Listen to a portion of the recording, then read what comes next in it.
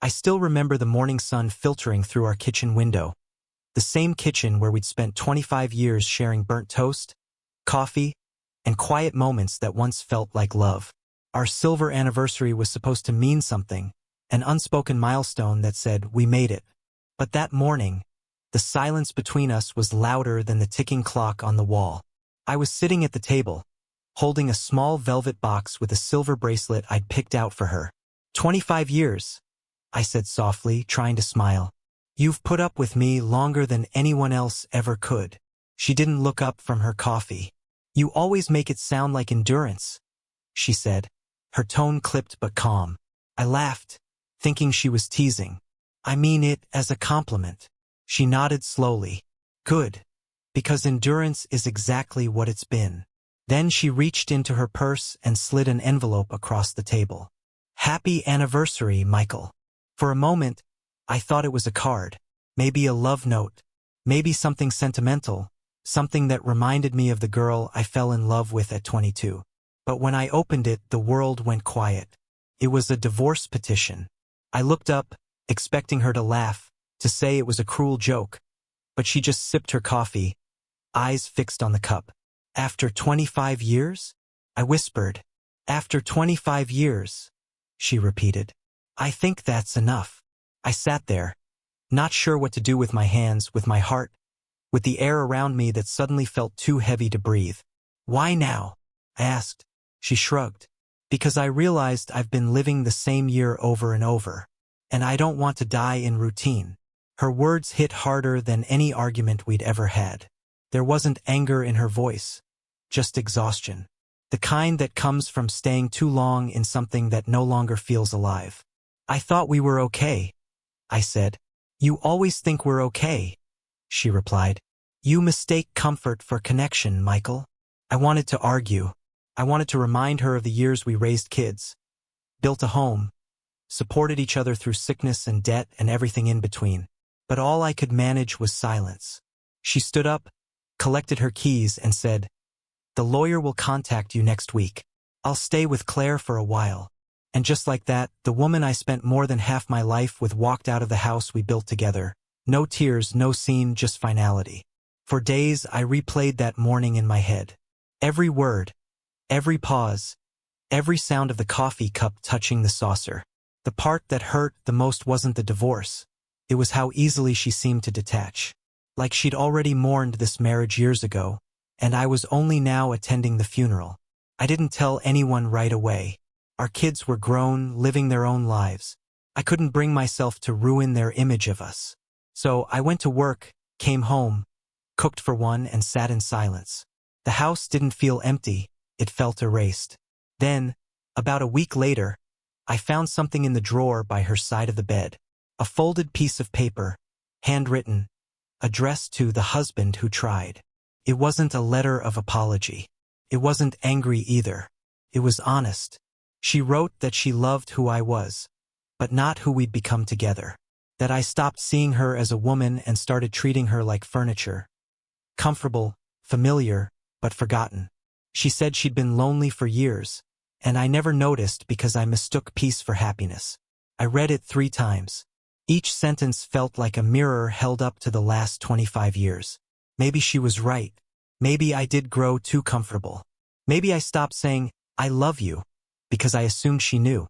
Maybe that's the tragedy of long marriages. We stop trying when we think we've already won. But even if she was right, part of me still felt betrayed. Because love, even when tired, deserves effort from both sides. Not just quiet exits disguised as courage. That night, I sat alone with a glass of scotch, staring at the silver bracelet still in its box. I realized something brutal. She didn't want freedom as much as she wanted to feel something again. And I was no longer the one who could give it to her. I thought about calling her, asking her to reconsider, but pride and pain held my hand still. Maybe silence was my answer. Maybe, after all these years, it was her turn to speak, and mine to listen. A month passed before I saw her again. Not in person, on social media. A photo of her and Claire at a vineyard.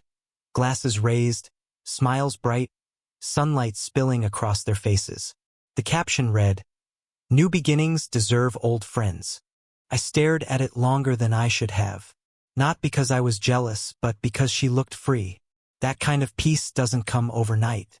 It comes when you've been holding your breath for years and finally exhale. Meanwhile, I was still choking on memories. I started running in the mornings, mostly to tire myself out. The quiet before sunrise became the only time my thoughts didn't echo too loud. I passed the same park where we used to take our kids. The swings creaked, the benches were still there, but the ghosts of our younger selves sat on them now, laughing, dreaming, promising forever. Forever turned out to have an expiration date. One morning, I ran into a neighbor, Ben, who had known us since the early days. He looked surprised to see me alone. "Hey, Mike, where's the boss lady?" he joked. I forced a smile. "Took an early retirement from me." His face fell. "Damn. Sorry, man." "It's fine," I lied. "Happens to the best of us." But that night, I realized something. It doesn't just happen. It unravels quietly, thread by thread, until one day there's nothing left to hold. And most of us don't notice until we're standing in the ruins, wondering when the walls fell. A few weeks later, I received a small package in the mail. Inside was a silver picture frame with a photo from our wedding day. On the back, she had written, "We were real once. Don't let the ending erase the story." No signature, no note, just that line. I sat with it for hours. I remembered how nervous she was on our wedding day, how her hand trembled as she slipped the ring onto my finger. I remembered how we promised to love each other, even when love changes shape. Maybe that was the problem. We expected it to stay the same. Love doesn't die fast. It fades in whispers. It disappears in unsaid words and unheld hands. It starves from neglect more than betrayal. After that, I started writing letters. Not to her, but to the years we shared. One for every 5 years of our marriage. The first one was full of excitement. New love, laughter, cheap furniture, and dreams too big for our small apartment. The next one spoke of children, bills, long nights, and quiet mornings. The later ones grew shorter, less laughter, more routine, more silence. By the last one, I wrote only one line. We stopped choosing each other. It was strange how writing it down felt like forgiveness. Not for her, but for me. One evening, I finally took the silver bracelet from its box. I drove to the pier where we used to walk in the summers, the same place I'd first told her I loved her. The sky was bruised with sunset, the ocean restless. I held the bracelet in my hand, cold and shining, and whispered, "Happy anniversary, Sarah." Then I tossed it into the water. It disappeared instantly, swallowed by the tide. And in that moment, I didn't feel anger. I didn't feel regret. I just felt light. Later, I went to a small diner nearby, the kind that still plays old songs on the jukebox. I ordered her favorite pie out of habit, then laughed quietly to myself. Some habits, I realized, aren't meant to be broken. They just become softer memories. The waitress, a woman probably in her late 30s, noticed me smiling at nothing. "You celebrating something?" she asked. "Kind of," I said. "The end of something that mattered." She nodded, not asking for details.